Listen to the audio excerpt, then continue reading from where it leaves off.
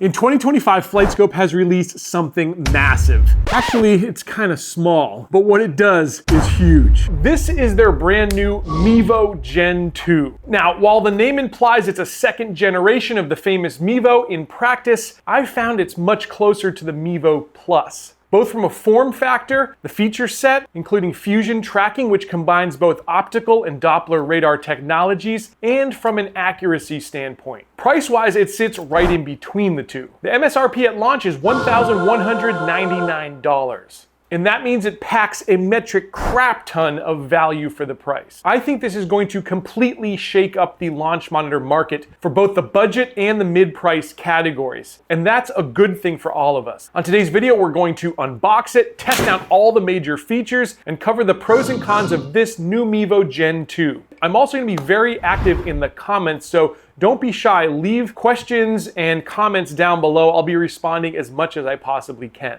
Now, some big questions that we're going to tackle today. What are the differences between this new Mevo Gen 2 and the older Mevo and Mevo Plus models? Secondly, has FlightScope essentially nuked their Mevo Plus and replaced it here with a lower cost unit? And thirdly, where does this new Mevo 2 stack up against other units like the Garmin R10, the Rapsodo MLM2 Pro, the Square, the Unicore iMini Lite, and others? Now, before we get into that, let's start off by unboxing it. All right, well, you're getting the first look alongside with me because we're gonna unbox this thing together. I'm pretty pumped. I will say bigger box than I would have guessed, to be quite honest with you.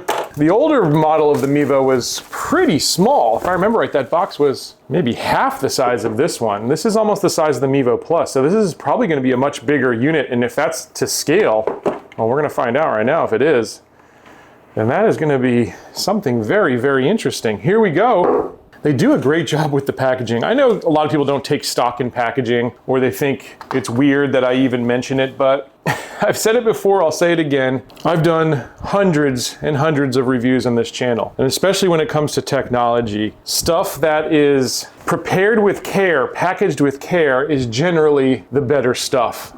Almost always. I can only think of maybe one or two exceptions doing this show. So nice case. This is going to serve as a carrying case for you, a travel case. Just like we had with the Mevo Plus. I don't think we had that with the Mevo though. So it's nice to have here with this updated Mevo. And there you go. First off, we've got our quick start guide. There's the unit itself, and it is quite substantial, I would say. And there's a little note here that's telling us to charge this briefly, at least, to activate the unit. Okay, so I will do that in just a little bit. There we go, plastic is off. There it is. Now, just to give you an idea of size, it's actually bigger. This is the old Mevo Plus. It's actually bigger than that. Very interesting. That red logo is just slightly different color too, by the way. That's also interesting. Maybe it's a prototype, I'm not sure. I know I'm one of the first people to have this. You can see this says fusion tracking again. You can actually see the little spot here where there is a camera sticking out. So that's exciting. First time we're seeing this in the Mevo line, not the Plus line. And you're also getting these 3 tally lights that are different from the Mevo Plus. The Mevo Plus was kind of confusing. This looks like it's gonna be much more clear. Up top, we've got a power button. We've got a USB-C port here on the side, nothing on the bottom or the right side. On the back, you've got the QR code, which we'll actually use to connect our software. And then you've got this. Wow, that's really cool how that works. Pops right out. This is going to be how we stand the unit up. Looks like a little fan here in the back. Now, interestingly enough, I don't know what this is. It doesn't actually come out, I don't think, but it's a place that they could have potentially had another port, or maybe, who knows, maybe that's something that's coming. I don't know. Like I mentioned, I might have a prototype, I really don't know, but it seems pretty well packaged. I think I've got the standard model here that's going to be going into production. But interesting there that it's kind of like a ghost port there. Some other things that are included here with the device, just like we had with the Mevo Plus. You've got stickers here that you can put on the balls. This is going to make the spin readings especially much more accurate. Now, this will also have RCT connectivity, so you could use an RCT ball from Titleist or one of the other manufacturers. But if you're indoor, you're definitely gonna want to have something like this so that it can track spin and get you the most accurate readings. In addition, you've got a USB-C cable here, USB-C to USB-C, which I'm happy to see. They've got the modern standard, and it also comes with a brick. So many companies these days don't include a brick, so that's nice to have. And I think actually with the Mevo Plus, They really wanted to make sure that you used their brick. It has something to do with the power going into the unit. It's got to be theirs. So it's included here, which is really nice. You've got everything to get this up and running. I am going to go ahead, charge this baby up, and then I'm going to walk you through the rest of here. Okay, next let's go over what metrics this new device is going to be measuring. There are 18 parameters for full swings and chipping, as well as putting. With full swing and chipping, you've got carry distance, roll distance, total distance, ball speed, club speed, smash factor, vertical launch angle, horizontal launch angle, spin rate, spin axis, apex height, flight time, lateral landing, angle of attack, and shot type. The shot type is going to be for full swing only. When it comes to putting, you've got launch speed, total distance, and ball direction. So how does this stack up against the original Mevo as well as the Mevo Plus? Well, here on your screen is a comparison chart. And as you can see, the Mevo had 8 metrics. The Mevo Plus had over 20. But if we look closely, many of those advanced metrics are only available in the Pro package, and the core metrics here are essentially the same. The only real difference that I could find was spin loft, and to be honest, I'm not even really sure what spin loft does, so I went ahead and asked our friend ChatGPT to tell us. So ChatGPT tells us that spin loft is a key concept in golf that helps explain how much spin is generated on the ball at impact. So the actual formula there is spin loft equals dynamic loft minus the attack angle. So in summary, spin loft is what controls how much spin you get. So is it a necessary metric? I guess you'll have to answer that for yourself. Me personally, I'm fine with just spin. I don't necessarily need the spin loft, but I'm sure if you're a fitter, that could make a difference. All right, let's talk here next about the fusion tracking. What is it and what does it do? So fusion tracking was something that was pioneered with the Mevo Plus. While this unit is a Doppler radar-based system that literally measures the waves bouncing back at the unit to give it some idea of what happened after impact, there's also an onboard camera that actually gives us some optical data as well. So those two things, radar and optics, fuse together to give us much more accurate results than we would get with one or the other. So we had it with the Mevo Plus, and now we're getting it again here with this lower cost unit at about half the price, the Mevo Gen 2. That's very exciting. And not only is it more accurate, the measurements actually come quicker due to this technology. And so you're going to see that when I demo this software. Now, before we move on to the next section here, I want to mention that our friends playbetter.com have the Mevo Gen 2 in stock. It's going to be the lowest price on the internet with free 48-hour shipping across the continental US, a hassle-free money-back guarantee, and tax-free shopping if you're outside of the state of Maryland. And on top of all that, you're helping Let's Play through and keeping our reviews honest and independent. I'll leave those links down below. All right, let's move on to the next section here. All right, so now that we're all unpacked, we're gonna go ahead and launch FS Golf. This is going to be the app here for the FlightScope Gen 2 Mevo. And I'm using the PC version here, but it's gonna look very, very similar on the app view, except it'll just be a little bit more vertical rather than horizontal. You can see you've got full swings, you can review past sessions, you've got chipping modes, full swing, training modes, putting modes, a listener mode, which is going to be great to have a coach actually watch real time what you're doing. Or if you are a coach, you can do this with your students. Very cool. You've also got this planning tool, which I've done other videos on, where you can literally plan out your round wherever you're going to be playing in the world before you play it. Really awesome. We're going to be doing a full swing session here today to get a little idea of just how accurate the FlightScope Gen 2 Mevo is. And here in the session setup, you can see you've got limited flight or outdoor flight. Limited flight's going to be the indoor mode. Outdoor, of course, is if you're out on the range. You've got radar setup where you can literally tell it how far it's sitting back from the ball where you're striking the ball. So you can actually move this little slider. It's got to be between 7 feet and 9 feet. And I have measured it right to 8 feet here today. You can also make some adjustments here depending on your tee surface height. A lot of people use a mat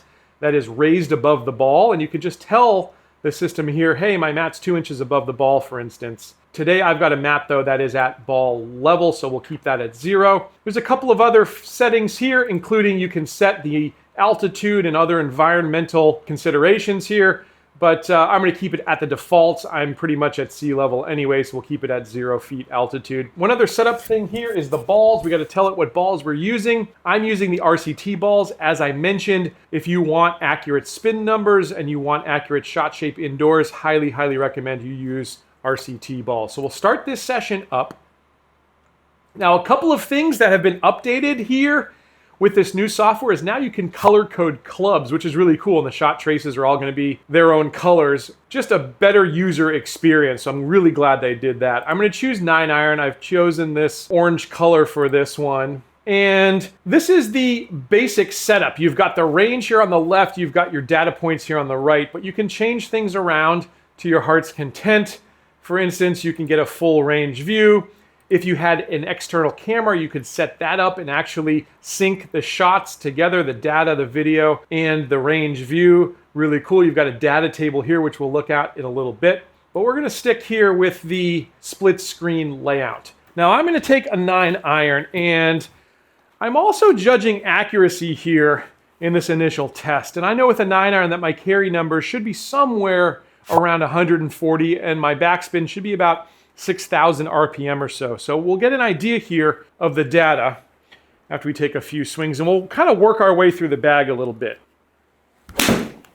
All right, so I didn't quite catch all of that one, and the numbers show there. My carry was 132, the total 133.3, which makes sense for this type of club. You're not gonna get a lot of rollout. Club head speed was 77.8, the ball speed was 99. My backspin there was 56.64, which is indicative of that poor strike. It was a little toe side. And then down at the bottom, you've got smash factor 127. You've got some of those launch numbers, including the angle of attack, which was -0.5. My peak height there at 81.1. And you can see down at the bottom, the shot shape was a draw. That is my normal shot shape. So far, I'd say so good. Let's see if we can make a little better contact here on shot 2.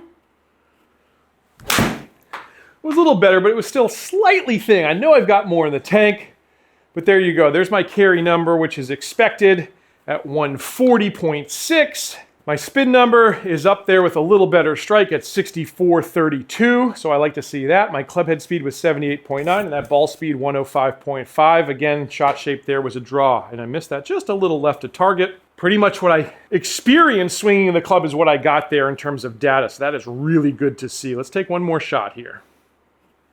A little better strike there, and yeah, okay. We're getting carry up there at 145. The spin there is 62.68, that looks great. Ball speed 107, club speed 79.9. So things look real good there with the 9-iron. I'm gonna move on to the 7-iron here. Now, with this 7-iron, I'm gonna be expecting carry numbers somewhere around 160 to 165. I'm gonna be expecting my spin to be a little bit lower, probably hanging around the 5,000 RPM mark. All right, my swing speed generally with a 7-iron when I'm warmed up is like 81, 82.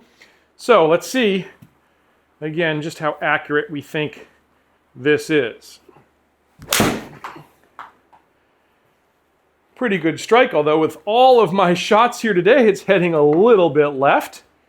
Not too bad though, probably hit the left side of a green. The carry number looks real good there for what I thought that swing was like. 167.4, rolled out to 170. My club speed was 84, so right in line with what I was thinking basically. Ball speed 116.2. The peak height there, 81.9. Again, you see that shot shape. All right, for shot 2 here, I'm actually going to adjust my stance. I'm actually gonna hit a fade because I wanna make sure we're getting accurate shot shape and not everything's a draw. All right, so I'm gonna try to hit a bit of a cut here with the 7-iron. It's probably gonna slow everything down. My club head speed will probably go down. My carry distance will probably go down a little bit as well. Let's see what happens though. Well, I definitely hit a cut there, and as you can see, yeah, the shot shape now is fade. So it started left of target, finished on the right side, and as expected, all the numbers are down there. My club head speed, 83.9. It carried only 149. The spin was way up at 63.84. Well, way up for me. Yeah, it definitely got the shot shape bang on. All right, I'm gonna hit one more 7-iron here. I'm gonna go back to my normal shot. I didn't quite 100% catch that one, and that's exactly what we're seeing on screen as well. Carried 160, total 164. The spin was down because again, that was toe side, and we're back to that draw. So again, looks really good here with the 7-iron. So let me show you something else. There's this data table here where you can literally break down each shot. This is great if you are doing what I like to do a lot, which is compare clubs, for instance. You'll have your averages there as well as standard deviations down there at the bottom. You can hide shots. So for instance, if I just want to look at those 7-irons, I can do that. And everything is organized nicely in that view.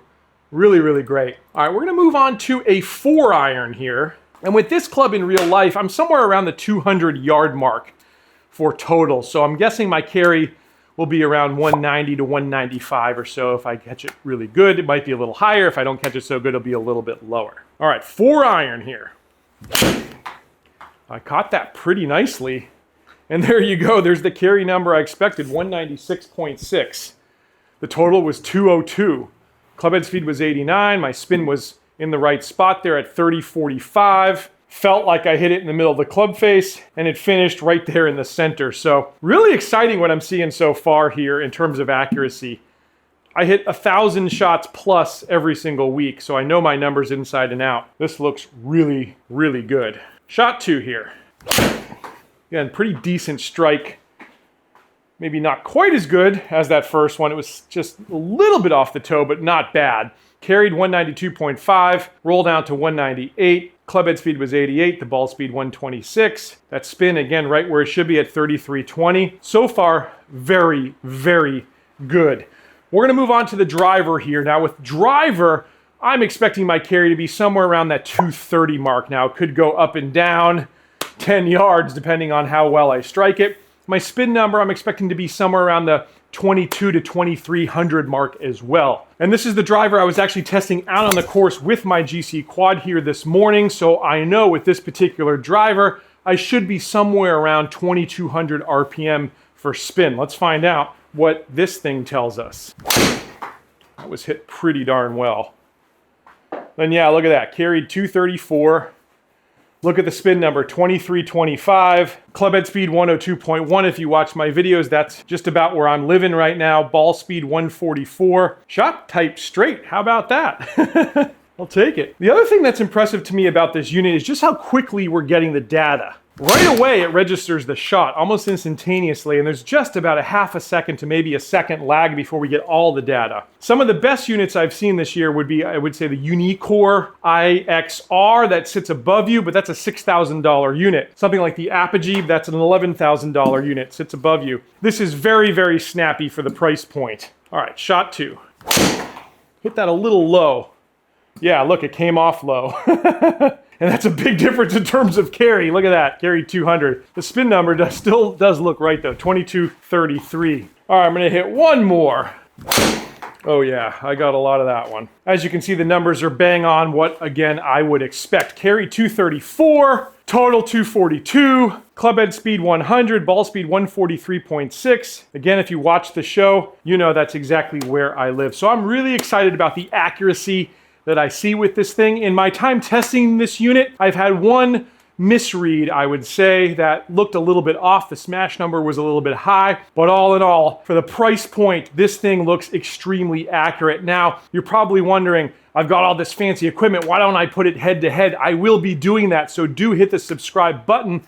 In the next video, I'll be putting it right up against the GC Quad to show you a side-by-side comparison of how it compares to a pro-level $15,000 launch monitor, so something that's 15 times the price, basically. I think this thing is gonna go toe-to-toe with it. Really excited about what I'm seeing here early. All right, now you'll probably ask, what about putting with this unit? The optical units do really well with putting, but Doppler units generally don't do so well. And I will say with the Mevo 2, having tested it here indoors as well, just like its predecessor, the Mevo Plus, the putting is gonna be much more challenging. The putts simply just don't read if they're not struck with a lot of force. If you're hitting like a 10-foot putt, for instance, you're probably not going to get a read. So that is definitely one drawback here, especially if you're playing sim golf and you're using this unit for sim golf, something to think about. The putting is gonna be a bit more difficult for sure. All right, so the next question you're probably asking is, how about software and subscriptions? Well, good news for you folks that hate subscriptions like I do, there is none. You'll have access to all of the metrics and the FS Golf app with no subscription for life. And on top of that, just like with the Mevo Plus, they're actually including an E6 subscription that is also for life, meaning you'll never have an additional fee to get 8 E6 courses, and really premium ones included here. And that list includes Kiowa Island, Torrey Pines, Kapalua out in Hawaii, the Sea Island Seaside course, Latrobe Country Club, who I used to actually work with And I've played that course. It was Arnold Palmer's home course, amazing spot. You've also got Pelican Hill Golf Club, the Chateau Whistler Golf Club, and Valderrama over in Spain. So some amazing properties. And again, you'll have lifetime access to these courses. All right, next thing we're gonna do here is test out the simulator built into the Mevo Gen 2. So I've never played that Whistler course, so I think that's what we're gonna play here today. Here's the main menu. I'm logged into my profile there as Let's Play Through. You can see there's different modes of play, including stroke play, Stableford, match play, scramble, and more. I'm gonna go with stroke play since it's just me here today. I'm gonna go ahead and download that course. Now on your screen, you're gonna see all the courses really in the E6 library that I have access to. A lot of these are tied to other launch monitors, so you'll have to ignore those. But we're gonna go to Whistler Golf Club. I'm gonna go ahead and hit download. On my gigabit Ethernet, you can see this downloads really quickly, and there we go, already have it. Gonna hit next. Now here are your settings for the round. One thing I want you to note is that I've got this set to auto score. The reason I do is because, as I mentioned, putting can be tricky with these Doppler devices. And what this is gonna allow is, depending on where you hit it on the green, it's going to give us 3 putts, 2 putts, or 1 putt. So the closer you get, the better chance you've got to getting a better score. That's how we're gonna play it here today. And I'm gonna go ahead and tee off. All right, let's play some good golf. This looks like an absolute gem of a course up in the Canadian mountainside. It's 453 this hole. This is a par 5, so a decent tee shot here. Maybe we get home in 2, and it looks like to be a bit downhill. I hit it okay, not the greatest, with my little mini driver here.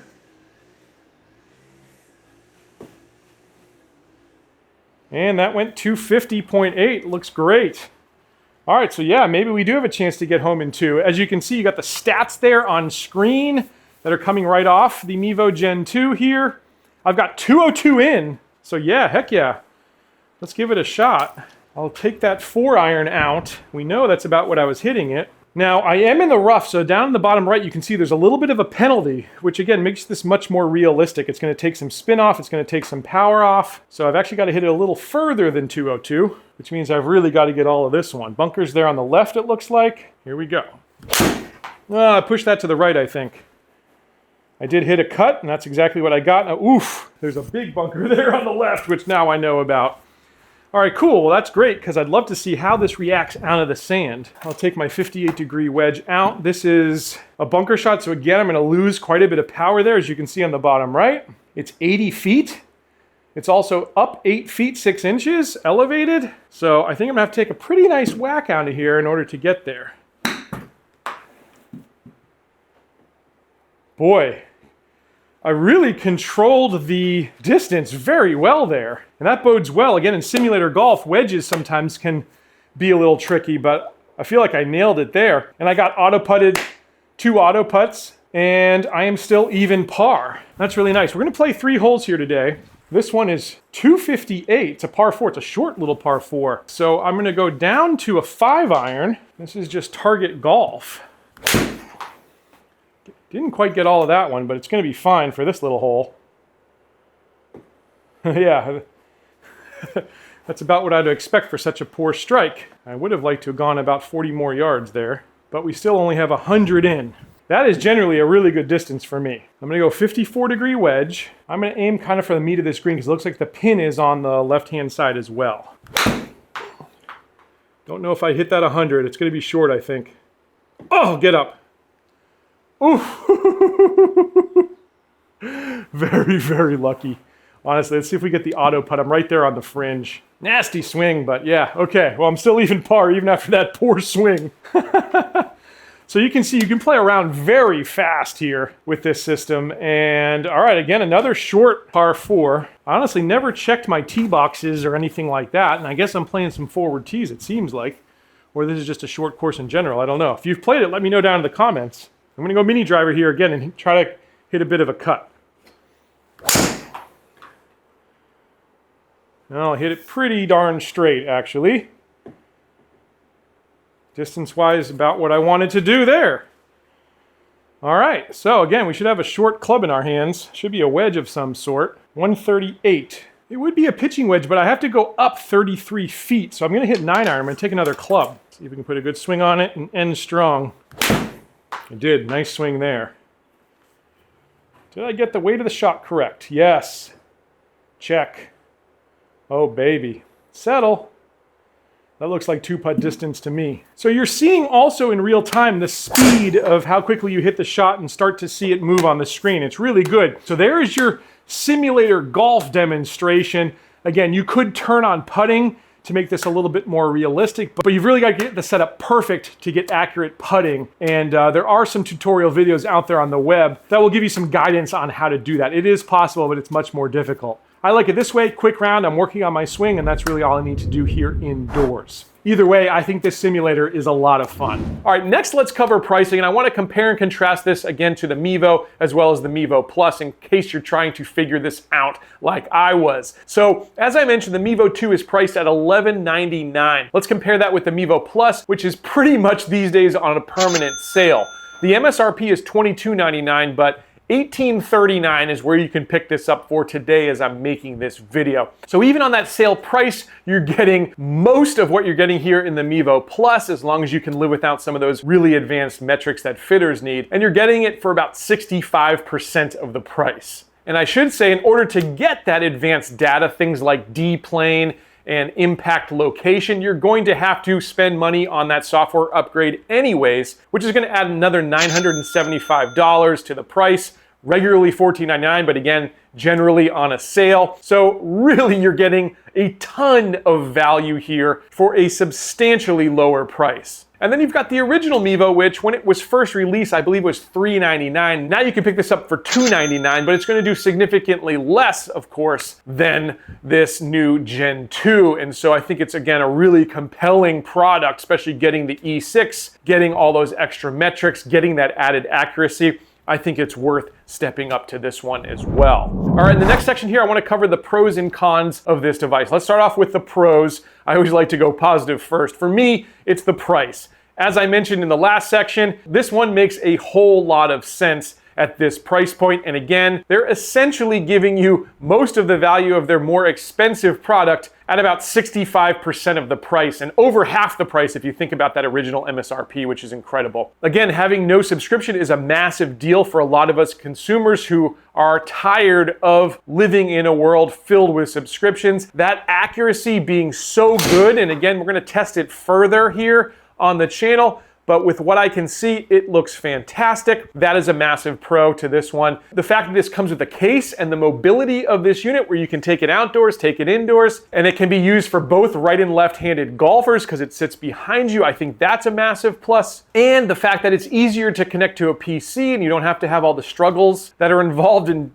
hooking up your launch monitor to a computer. That is a big one for me as well. But this is not a perfect device. Perfect devices don't exist in my world. So let's talk about a few potential cons or drawbacks. I've got to say it's actually been a struggle for me to come up with these, but here's what I would say. When it comes to build quality, there's two things I would have liked to have seen. First off, the use of some more durable or rugged materials. These materials are very similar to what we've got with the Mevo and Mevo Plus that are existing. For me, they're a little lighter weight, maybe a little bit more fragile, but in the same turn, I'll also say that I haven't heard a whole lot of folks complain about their unit getting destroyed, but I just think it could have been built a little tougher. In terms of form factor of this new device though, I really wish they would have built the kickstand differently. I don't think it's the most secure, and while this is conjecture, I could absolutely see this being blown over in the wind much more easily, especially if you're using this outdoors. So I do think it could have been better from a build quality perspective. In terms of functionality, there was really one kink that I kept running into, and that's if I were to walk past the unit, which is gonna happen in a lot of spaces where you're gonna have to come to the computer to make some changes, or for whatever reason you have to walk in front of the unit. I always got an error on the tilt and roll, and I had to clear that error by pushing a button. That's something that could probably be worked out in a firmware upgrade, and I imagine they're probably already working on it, but I've got to mention it here because it was super annoying. But apart from that, this unit checks so many boxes for me. All right, so one of the big questions I said up front that we would answer here in the video, has this new Mevo Gen 2 made the Mevo Plus irrelevant? Right now, as I'm making this video, I would say no, but I could absolutely see the potential for it being irrelevant very soon. For those of you that want the access and the ability to upgrade and get those advanced features like D-plane data and impact location, the Mevo Plus right now is going to be the only option. But in the future, is it possible they could just literally roll out a software upgrade package for you to subscribe to or pay for? Absolutely, because it's got the camera, it's got the fusion tracking, it's really got most of the hardware that the Mevo Plus has. It's really just a software functionality issue. So I can absolutely envision a time where that's going to be an upgrade, and if that ever does happen, then yes, the Mevo Plus, honestly, you'll have everything in the Mevo Gen 2 for less. All right, so this has been a long video, but it's time for my final take. What do I think here of the Mevo Gen 2? As I mentioned up front, I think FlightScope has built a game-changing device that's going to shake up the golf launch monitor market. I do think Mevo Plus sales will decline with this new product, since you've got a viable alternative now that's cheaper if you can live without that real advanced functionality. I think Rapsodo now has, for the first time, some real serious competition in the indoor space with the accuracy that I experienced using RCT balls and the price that this sits at, which is actually very similar to Rapsodo's pricing, because if you were to get the unit at $699 plus their lifetime subscription, you're going to be right around that same price point. I think the MLM2 Pro sales are going to take a little bit of a hit here. I also think that's going to happen for the Garmin R10. Now, I also think more expensive units like the Unicore iMini Lite are also going to have to rethink their pricing strategy, because you are getting a lot more with that unit, definitely. A dual camera optical system with all sorts of functionality, but when you've got a unit like this that can again undercut you significantly, you're just going to have to think about pricing that maybe a little bit differently in the market. Same thing when Unicore entered the market behind Bushnell Launch Pro. I think that will play out here with this new Mevo Gen 2. So one way or another, there is going to be a massive shakeup, I think, because I really do think this is an earth-shattering product, at least from a pricing perspective. And if you've got that approximately $1,000 budget, I think this is a really compelling choice right now for you. But of course, I'm interested in what you think after seeing what you've seen here on today's video. Where do you think this one is going to fall in the market? Is it priced right, or is it too high? I would love to know down in the comments. Do not be shy. As I mentioned earlier, I will be going head-to-head up against some other launch monitors here with the Gen 2 very soon. So do make sure that you're subscribed to Let's Play Through. I hope you enjoyed this one, and I'll catch you back next time on another edition of Let's Play Through.